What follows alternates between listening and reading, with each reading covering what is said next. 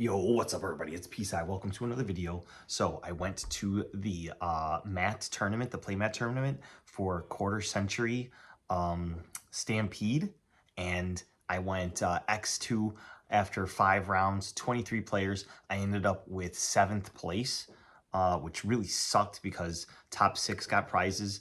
On the channel you saw first place was Jacob Z and second place was Robert Kramer. So those deck profiles are already up. This is my 7th place list. But yeah, it performed really well all day. I actually decided to take it easy and not record the duels, but I kind of wish I had because I was expecting to have a lot bigger turnout, but there was another case tournament or something like that nearby, so we only got 23 players and the capacity was like 66 or something like that. So usually we get closer to 60 something. So you have many more rounds and you have a top cut, but this time it was just 5 rounds of Swiss. And then the only times where I lost was when I didn't see my Kashtira engine. So maybe if I do play this again in the future, I'll somehow try to bump up the Kashtiras. The only thing I can think of is playing like Rainbow Bridge and like Foolish Burial Goods to see the field spell more often. But like, I don't know if that's worth it to playing to Droll because everyone's playing Droll, and then the best decks ended up actually playing Book of Eclipse. But that's for a later discussion. Anyway, let's get into the 45 card deck list. It was insane all day. All right, so starting off with the Kashtira package, we have 3 Unicorn, really great starter, 3 Fenrir. Both of these put 2 bodies on board, and if you have them in combination, it's equivalent to 4 bodies, which is really nice, and then you can do a lot of things with those. 1 Rise Heart and 1 Scareclaw Kashtira. Then for the spells, we have the 1 Theosis. This is mainly if you are under shifter or if you draw your own shifter. Spoilers, I play shifter. 1 Birth. This is most likely what you're searching to go full combo. And then I did opt to play the 3 Field Spell and the 1 Terraforming just for consistency. This deck is 45 cards, so you definitely want to see your Kashtira package a lot. So mainly there's 1, 2, 3, 4, 5, 6, 7, 8, 9, 10 ways to start your Kashtira combo. But unfortunately, that's not enough. I'm not gonna lie, I did see Unicorn and Fenrir a lot. I don't think I opened the field spell even once all day, and there was 5 rounds. But that's the Kashtira package. Next up, the Sprite package. I decided to cut it down to 45 instead of playing 60, but now I'm thinking maybe I should play 60. Just for the versatility and having a higher ceiling. I played 2 Sprite Blue, 2 Sprite Jet, 1 Red, and 1 Carrot. Having these negates is just absolutely broken. Also, in tournament, I drolled myself because my opponent had Perulia, and I opened up like everything, and I was like, oh my god, bro. But I just special summoned a bunch and then used Sprint to dump to get extra bodies and just ended on a multiple negate board. And that was enough to win, so that was really cool. And then I since I cut down on this package, I'm not playing 3 of Blue, 3 Jet. I actually only played 2 Starter, and then no Gamma Burst, but I do play the Sprite Smashers. This came up in tournament twice where I had to search it, and then just having this just non-targeting banish is absolutely crazy. So powerful. It makes it really worth it. That's for the Sprite package. Now, I do obviously supplement the Sprite package with some of the more broken cards. So 3 Nimble Beaver. Everyone loves Nimble Beaver. 2 Nimble Angler. I opted to play 2 Swap Frog. I did not draw this all day, and then whenever I was using my Gigantic Sprite, I was under Droll, so I didn't want to summon the Swap Frog to dump the Mirror Mage to search the Monster Reborn to make your Totally Awesome, so that kind of stunk. But yeah, just for your reference, this is Mirror Mage of the Ice Barrier, and this is Freezing Chains of the Ice Barrier. Both were released in Battles of Legend Terminal Revenge, and they allow you to use Swap Frog as a 1-card Totally Awesome, which is really strong, but I did not get to summon Toad all day, but I did use its graveyard effect.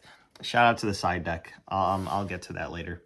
So that's the supplementary package for Sprite. Next up, the 3rd engine of my Kashtira Spright Fiendsmith deck is Fiendsmith So Fiendsmith the Engraver was reprinted. I've got 3 of them right here, very strong.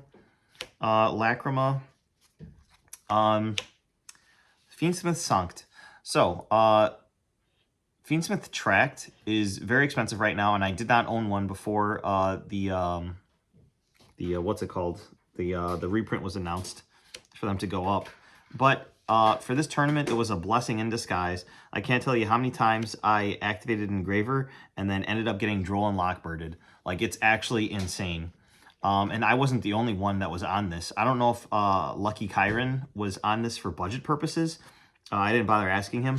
But yeah, I'm not the only one that was on Sanct. And yeah, it just like special summons a token. It kind of conflicts with the Kashtira package, but if you already have the a way to get into your Fiendsmith engine, you can honestly just search Fiendsmith in Paradise if you want, if you hard draw the Engraver. But anyway, this was really nice.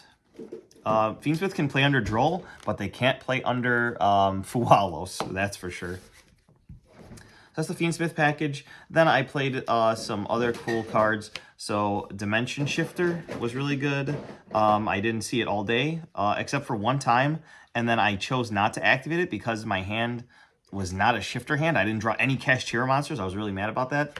I wanted blowout hand traps, so I played 3 Droll and Lockbird. Anytime I saw this, it was amazing. And then 3 Infinite Impermanents. It doesn't play into Talents or Thrust, which are currently at 1. And you can just very easily activate it. You can even draw it for turn and activate it on something to Beta Disruption. So I thought that this was really strong.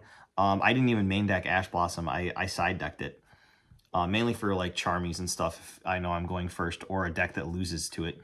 But this is another funny thing. I actually sided this out for game 2 against Exodia, my final round. Shout out to Dancing Joe.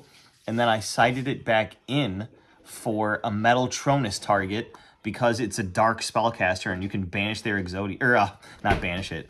You can special summon this from your deck and then negate their Exodia. So I thought that was really funny that I had to put it back in for game 3. But I believe, yeah, I ended up clutching that out. All right, so that's a 45 card main deck. It's not too different from what I had played before. I had mainly concentrated on 60. A higher cash package, obviously no Fiendsmith at the time, and then more, like way more hand traps. But I feel like the engine is so strong with the Fiendsmith package that you don't need to waste so much space on hand traps, and it proved itself all day. It's just I needed more access to Kashtira monsters. You know what? Honestly, maybe even thrusting for a terraforming to get into the cash package might have helped. But the People's End boards are just insane these days. Like, I played a lot of Azamina, Fiendsmith, White Forest today, and that deck is just insane. Extra deck. So if you draw your shifter, you can go full cash combo and end on Shangri-Ira. I summoned it once today, but it's just because I drew cash cards and they made it such that I couldn't actually go like full Fiendsmith combo or anything. I can't remember exactly what I was under, but I ended up opting for the Shangri-Ira. It might have been Fuolos.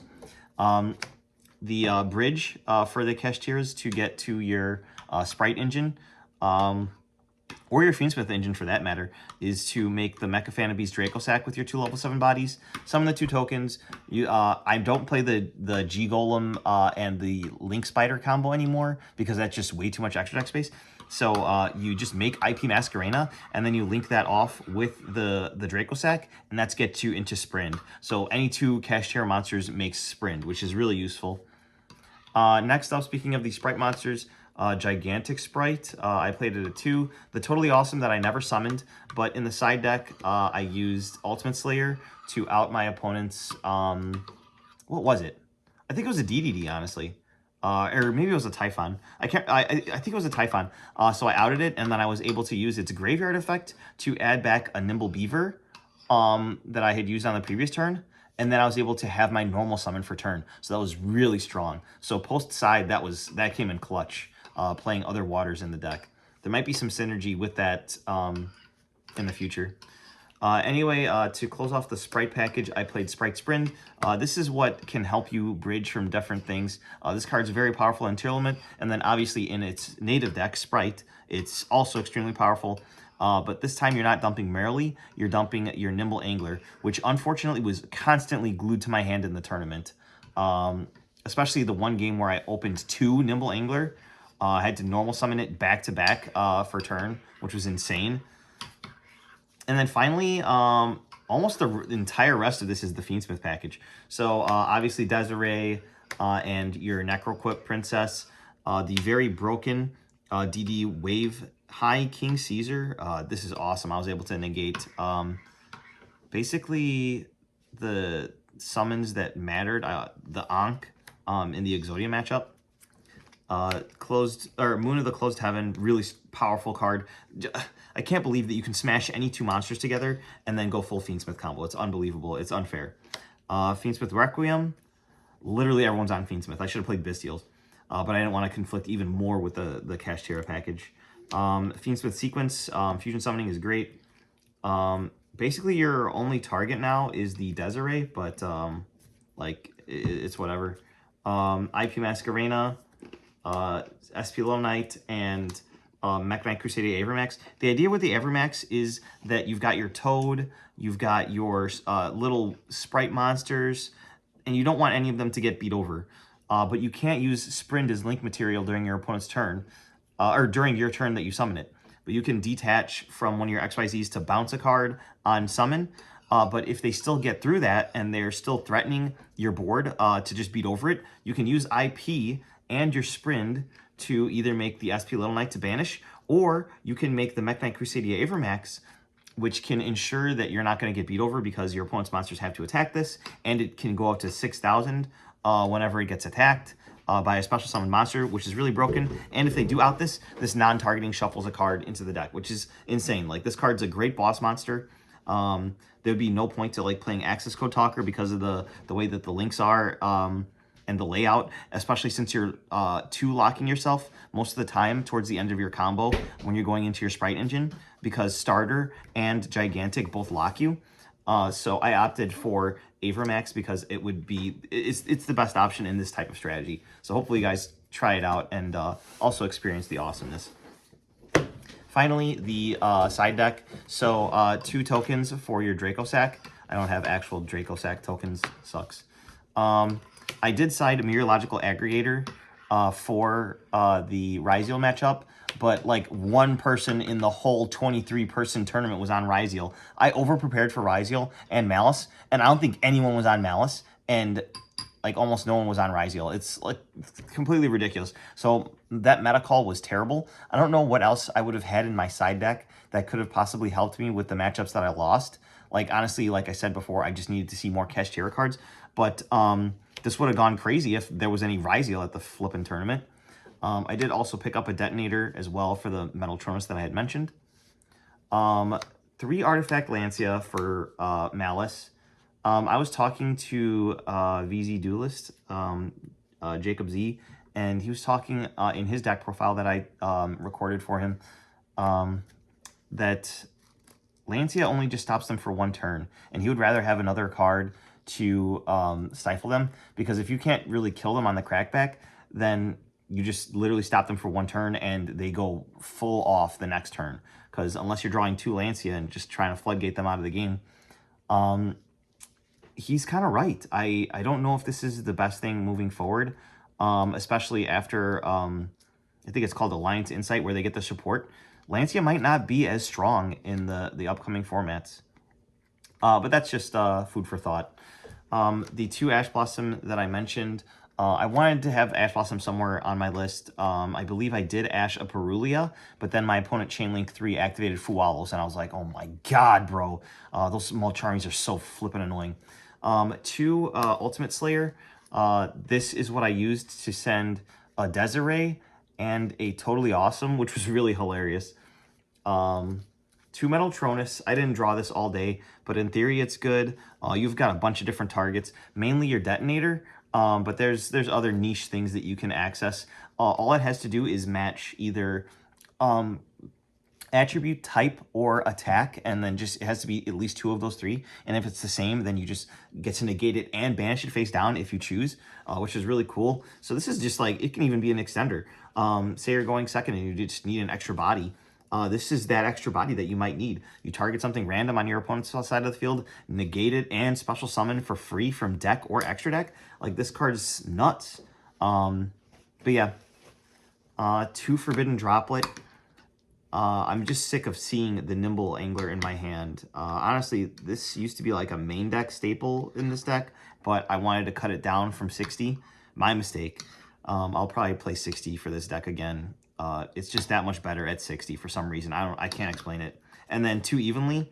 I did get to Evenly Lucky Kyron for 1. It didn't matter. He was one of my losses.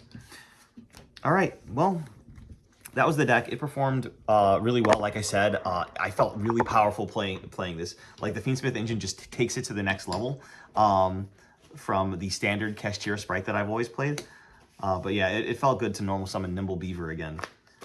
Yeah, hopefully you guys enjoyed the video. Subscribe for more. We'll see you in the next one. Bye.